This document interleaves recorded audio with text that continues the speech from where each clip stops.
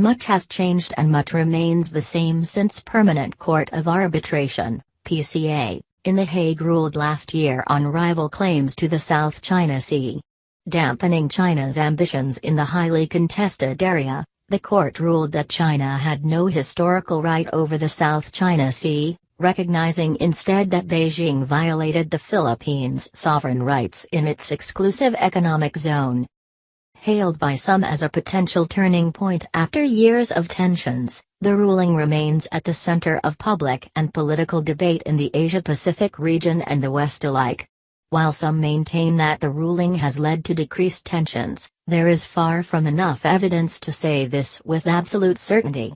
Whether one does believe that the ruling has ushered in a new phase of friendship between Beijing and Manila, the decreased tensions around the South China Sea should not be mistaken for a permanent and stable condition.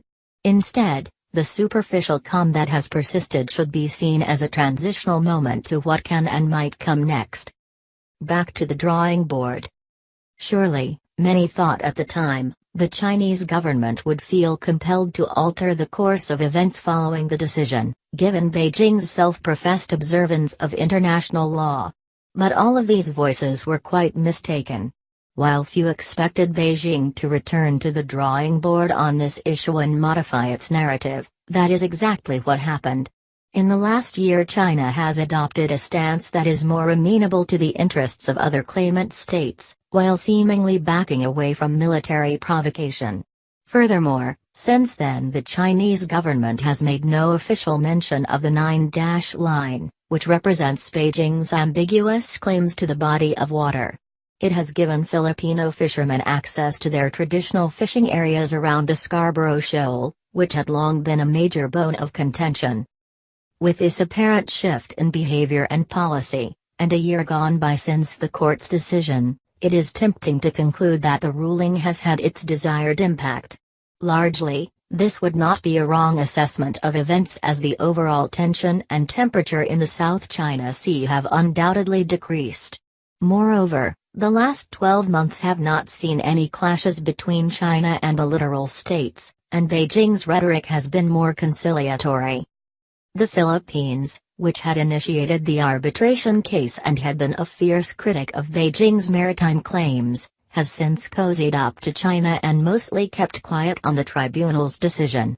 In another telling sign of the improved mood, China and the Association of Southeast Asian Nations recently agreed on a framework for a future code of conduct for the South China Sea, which would regulate maritime interactions and presumably decrease risks of clashes. Beware of silence. This calm, however, is misleading, as below its surface, there exists a set of underlying currents that remain unchanged. For starters, apart from a degree of compliance in and around the Scarborough Shoal, there is no indication that China has actually altered its basic position on its territorial and maritime entitlements in the South China Sea. China has continued over the past year to make claims of sovereignty over the South China Sea features while militarizing several natural and artificial islands despite prior assurances that it would not do so.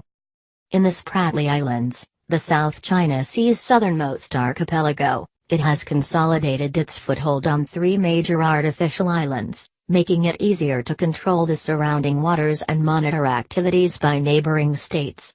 Beijing has also increased its presence through patrols composed of state-backed fishing boats, Coast Guard vessels and military ships, which together constitute a potent mix that help it respond to contingencies. Although it has not displayed aggressive behavior or uttered threats, on several occasions Beijing has demanded that foreign vessels leave after what it deemed were incursions into its territorial waters around artificial islands. Under the UN Convention on the Law of the Sea, these man-made islands generate no entitlement. For the most part, the relative calm that is currently prevailing in the South China Sea is a result of trends that are independent of the tribunal's verdict. The most important of these trends is the reversal undertaken by Philippines President Rodrigo Duterte. In contrast with his predecessor, Duterte has initiated a notable rapprochement with China, paving the way for closer business and trade ties, and has talked about negotiating with Beijing to resolve their differences. This appears to vindicate China's approach to the territorial and maritime rows, as Beijing had long called for settling the South China Sea disputes through bilateral talks. All good things come to end. The current lull may not last.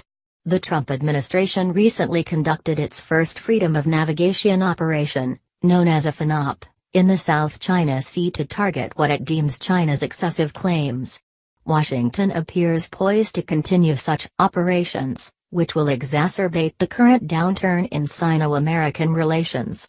Japan is also increasing its presence in the South China Sea, with the Izumo, the Self-Defense Force's largest warship, recently completing a 3-month deployment that included visits to several Southeast Asian partners. China is now, by and large, calling the shots in the South China Sea. Despite a change in tone and the superficial calm, China's basic position remains unchanged, and the ruling by the Permanent Court of Arbitration is in danger of falling into irrelevance.